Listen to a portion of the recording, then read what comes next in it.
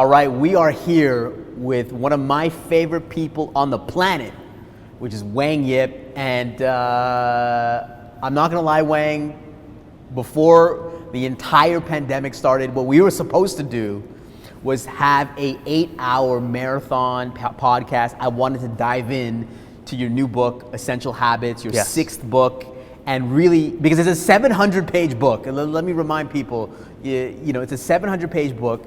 I wanted to dive deep, but then the pandemic started, and now we can't even hug. We can't even shake hands, and we're here in this empty building because this is the only place. I wanted you to come to my house, but you can't. So you know we're here in this situation. No, that's true. Yeah. I first I want to say thank you for putting all this together. I mean, buying this building out and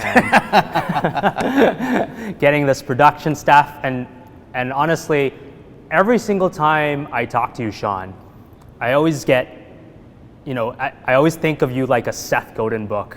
You're always inspiring, action-oriented. I come out of the conversations that we have together energized and just motivated to just take action and do things. So I'm excited for this talk, and I'm excited to talk about my new book, Essential Habits. You know, I'm really excited to get into it now. But before I do that though, I want to know how you're doing, because your hair looks like it's grown out a little bit. It has, yes. I don't have deep, but you know, buzz cut my hair. You know. What is the thing that you're missing the most during, you know, now that everything is closed? I think the thing that I'm missing the most is really just going to the gym, and you know, just getting the workouts in. It seems to be like my way of getting grounded and getting kind of reset into things and getting the day started.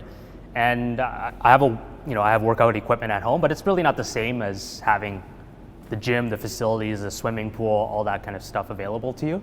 So and badminton, I know you're a big badminton guy as well. I'm also very big into badminton, but yeah, and so I'm missing a lot of those things, that fitness aspect, but I'm still trying to keep fit as well. Amazing. So, yeah. Well, listen, I want to get into it. I don't want to waste too much time, because this is, honestly, no one has actually asked me to do a foreword for a book ever. No, and wow. I did the foreword to this book, yes. And I was super humbled and honored to do it. It took me, I think you asked me in January. It took me a couple months to actually do the foreword, because I wanted to read the whole book. Yes. And it's a 700-page book, so it took me a long time to get through the entire book, but I wrote it, and it meant a lot to me, and I wanted to dive into some of the concepts of the books and some of the things that really resonated with me. And I wanted to dive in a little bit deeper on some of these different topics and get your perspective on it, because I feel like what the book is, it's like a fire hose of golden nuggets. Like you've basically taken your own life, experimented on your own life and your own habits, and then also taken the best nuggets from the most brilliant, creative thought leaders around the world and put this into a book. Like you basically take the best portions of everyone's book and podcast and content and put it into a package. And so the reason why it's so beautiful is that you've summarized thousands of books into one book, which is pretty remarkable. Essential Habits. Now, the first thing I want to talk about, and the concept that really struck me, was this idea of habit stacking and pairing. Mm-hmm. Now, can you explain a little bit about, you know, what is that, and why it's helped you? Yeah, so habit stacking, let's tackle that first. Habit stacking is the idea that habits kind of lend itself to other good habits. So imagine, for instance, and take that as an example of sleeping early. Sleeping early means that you're not going out late, you're not spending money at bars or clubs or casinos on food or drinks, things like that.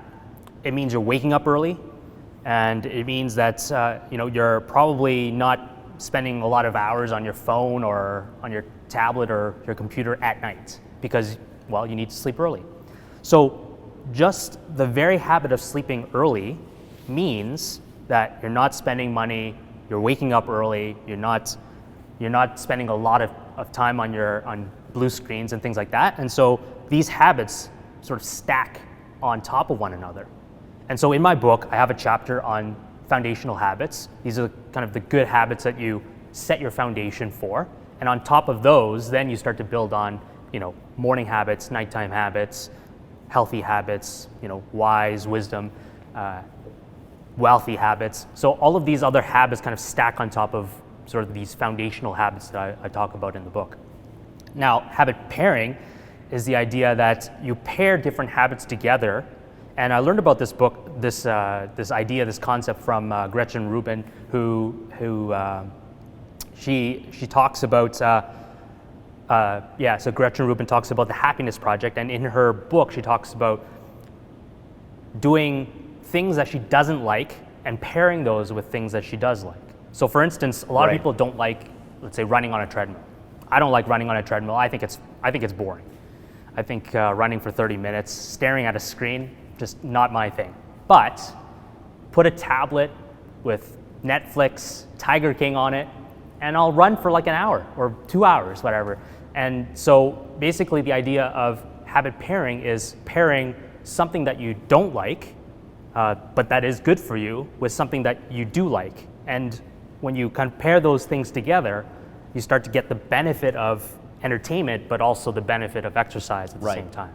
Right? Well, I feel like I do the same thing as well. When I'm doing the chores, like I'm doing the dishes, or you're listening to podcasts or audiobooks. I'm listening to a podcast. Absolutely. And I take it to I'm so obsessed with audio. Yes. That I will sometimes be in the shower, which is something that you should enjoy, which is taking a shower, which is the one time where you have no one around you, you should be enjoying it.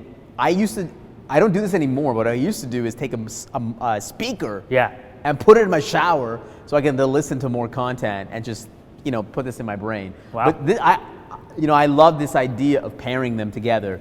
But the thing is that the one thing that I had this question the entire time when I was reading the book. Okay. Was here you have all these habits, and from meditation to sleep to being creative to working out, you're creating all these habits.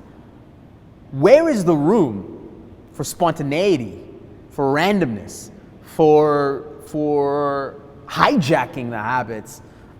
Isn't that what life is all about? Is to have that spontaneity, and how does that pair with having amazing habits? Yeah, I think it fits right in. It's not. I mean, I'm not spending all 16 hours of my day, of my waking time, just doing exercising, listening to audiobooks, reading, things like that. All of those habits that I talk about in the book, they don't take a long time to do, but they really set the foundation and give you the energy and the freedom and the time and the discipline to do and allow things to hijack your life. Right. So, for instance, I'll exercise in the morning, and then sometimes my girlfriend will want to go out for food. And because I've already set up that foundation of exercise and healthy eating, let's say 80 to 90% of the time, the additional 10% of that time, I can go out, I can eat whatever I want. I don't have to worry about not ordering fried chicken at a restaurant because I'm on a diet. It's because I've set up myself for successful, healthy habits at the very beginning and the first thing in my day, a lot of the time, that I can then do a lot of those other things outside. So basically you're saying is that because you've set up a good structure, great habits, is that, let's say you want to spend that extra evening, drinking wine with the buddies, and you're gonna wake up late in the morning, or you're gonna binge on fried chicken, another night. But as long as 5 of the other 6 days that you're keeping a routine and adhering to your habits, then that's not gonna impact things. Now, but let me tell you, let me take your idea around essential habits, and then throw in a pandemic. All right. Okay. Now, how does this impact people at home that are probably not doing the things that they normally would do? Have you thought about what your book means in a pandemic? Is it more useful or is it less useful?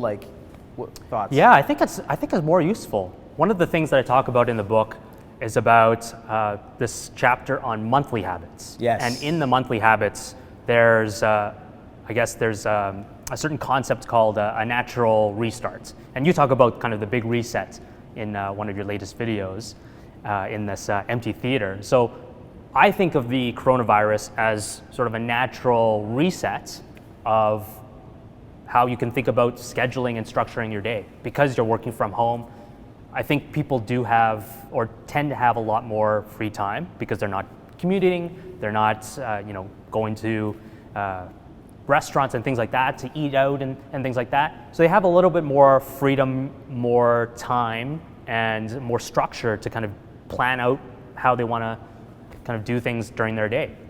So this book, Essential Habits, basically outlines in times of natural restarts or natural start of the months, those are the best times to really start new habits or start or change new habits.